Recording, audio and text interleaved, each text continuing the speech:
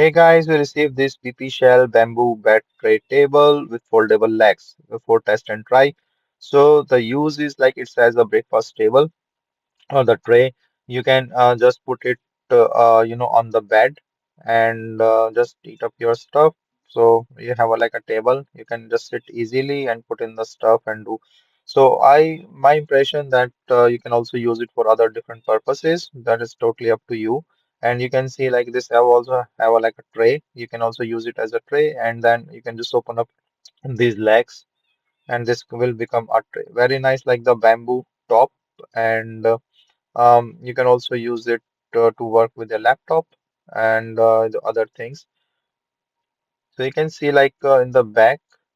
So this holds well on the bed and then with this legs. So you can also use it as a tray without like legs inside, and you can also use it as a laptop table.